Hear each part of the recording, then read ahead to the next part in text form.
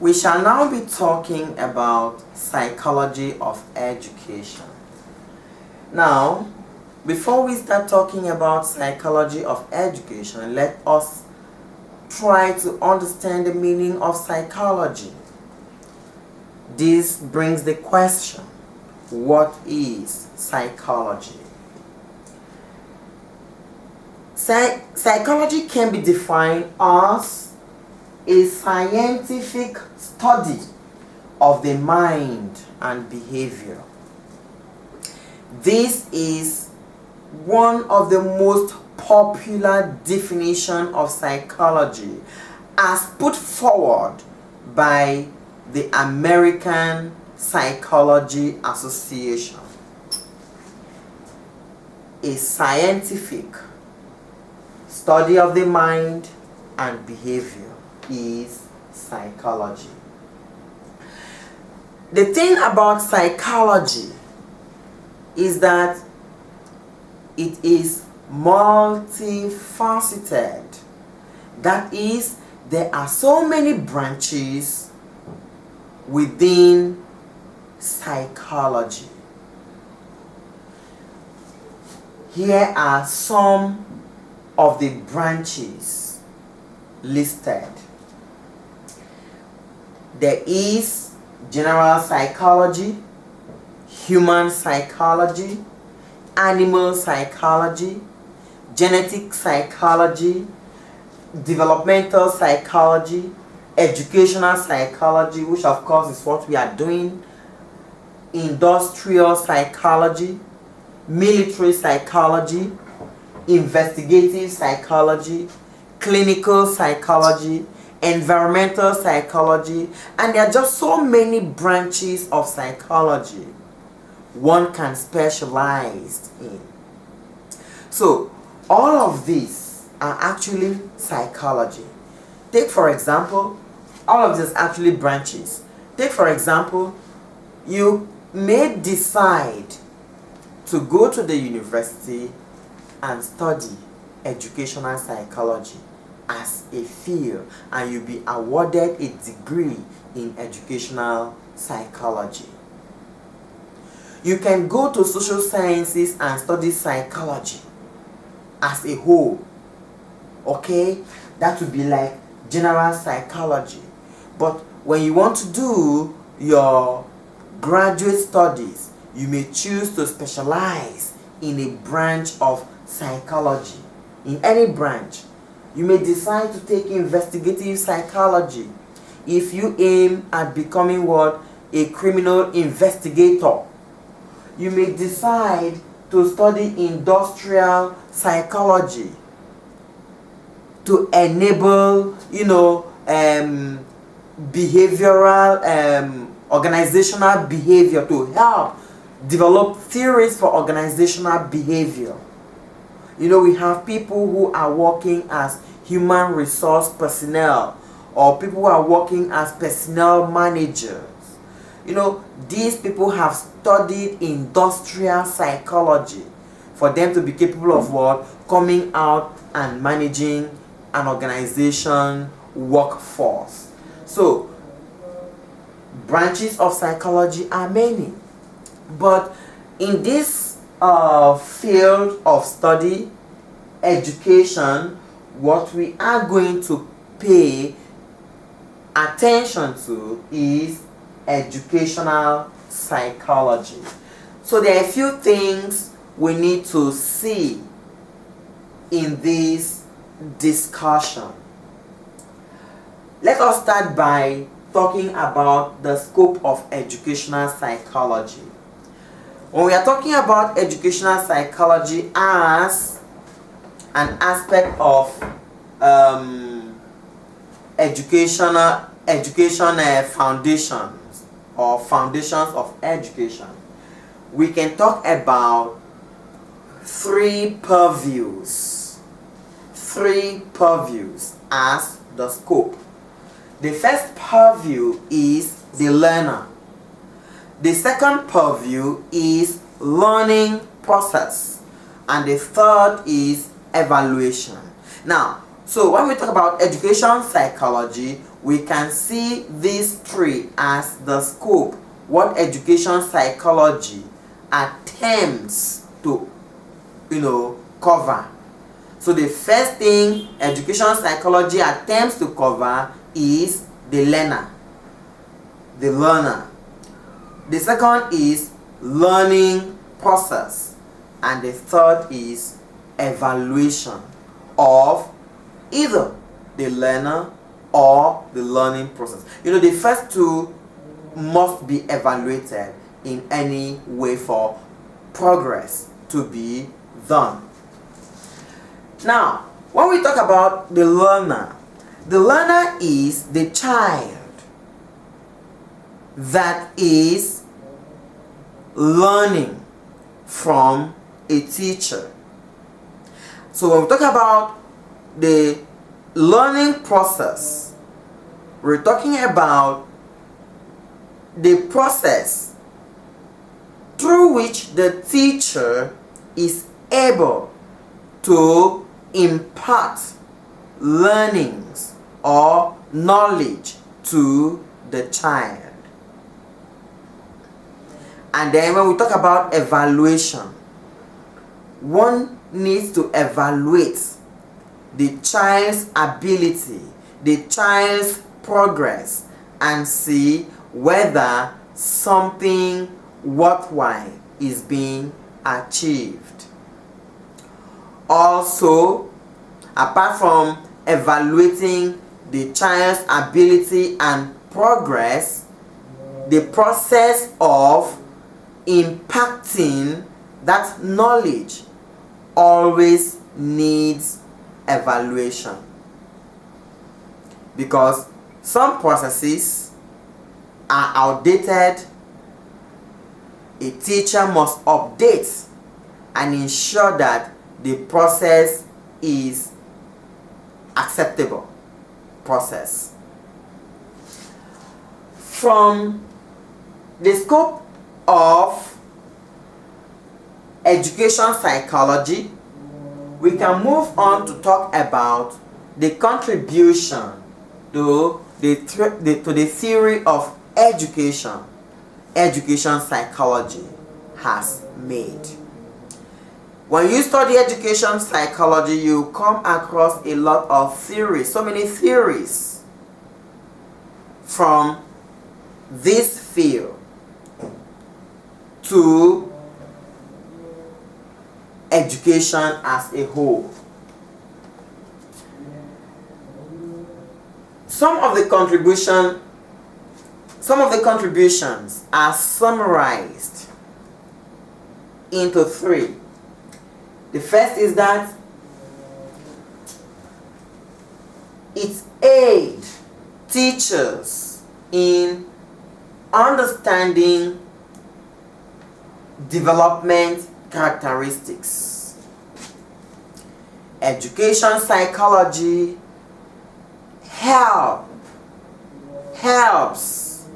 assists teachers to understand developmental psychology.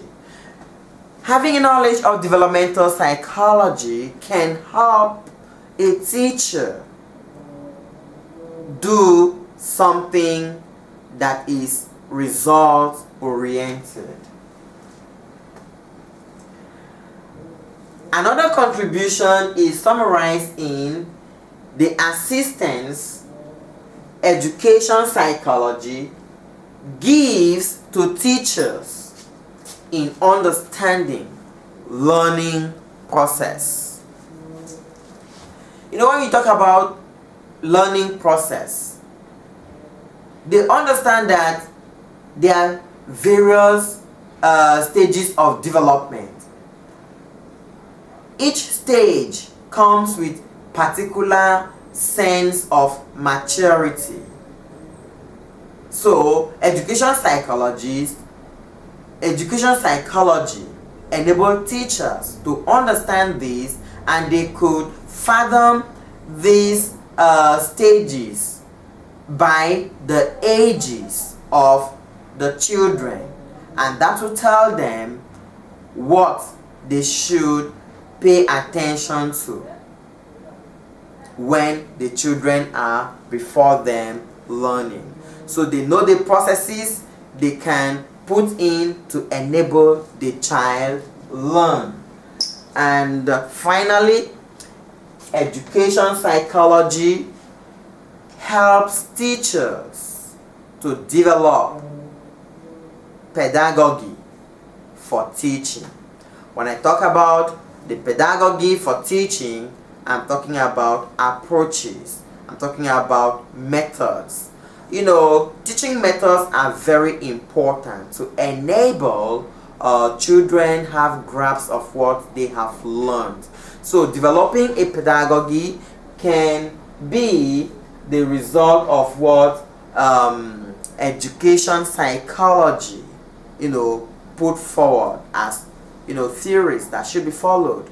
So pedagogy is very important for teachers, and they learn that through education psychology. Finally, under this topic of psychology of education, we are going to say things concerning contribution to practice of education. How does education psychology contribute to the practice of education? So there are a few things I am going to mention, and then we can round off from there. Excuse me.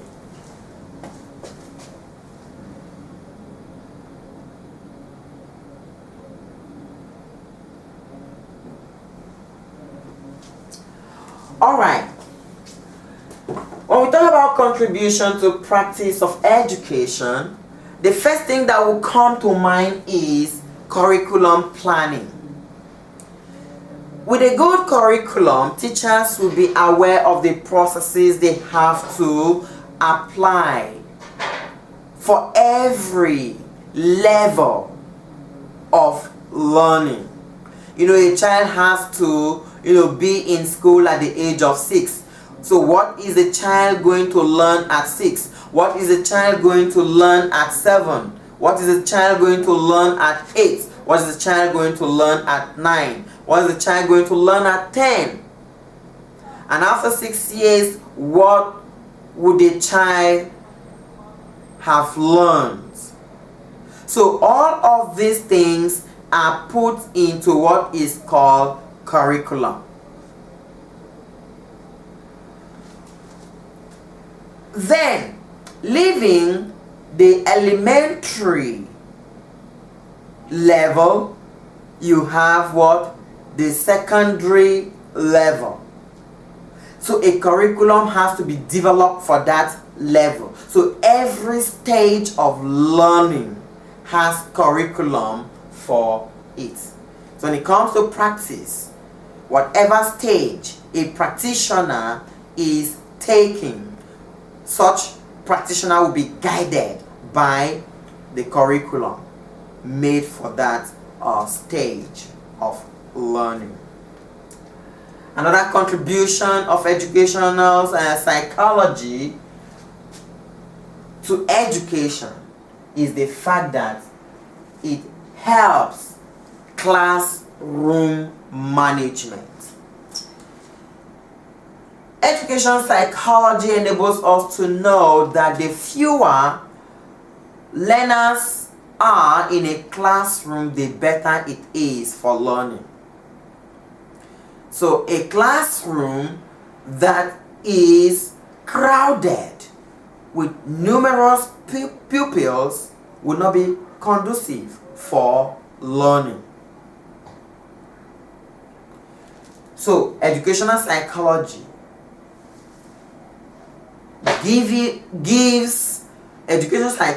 gives teachers a purview of what to follow in managing classroom setting. Now, it is not just about having pupils or students in a classroom. The setting of the classroom also matters. The design of the classroom matters. So a classroom that is well designed with pictures that could aid learning is better in helping pupils learn than a bare classroom without learning aids. Another contribution to the practice of education we get from education psychology is teaching aid. A teacher must develop an aid that will help him remember things or follow through systematically in imparting the knowledge. It is observed that teachers who teach with aid achieve more successes than teachers who don't use teaching aid. Children learn better when they see aids. So education psychology provides us that knowledge. What kind of aids we can use when teaching. For example, I'm facilitating before you. I have the blackboard, I have my marker, I have my reference material. Such are examples of teaching aid. Education psychology also helps in the planning of what? Timetable. In the planning of timetable. You can imagine a situation where you have like maybe 9 subjects to offer while in secondary school, 9 subjects in senior secondary school. Then you find out that you don't do 9 subjects every day. You do perhaps 4 subjects every day or 5. It is because of the knowledge of education psychology we are able to learn that timetabling is very important. And you find out that there are some periods where you could only have maybe 3 subjects a day. So you could have times to play for other things, for craft and all that. So when the idea of timetable came from a theory in education psychology. And finally, when you talk about school administration, education psychology has helped educational administrators to understand what they have to do to administer a school. So these are the elemental things or the primary things, the basic things you need to know about education psychology. As you progress in the field of education, more complex and sophisticated concepts within psychology of education will be put forward to you to learn and then be grounded in this field.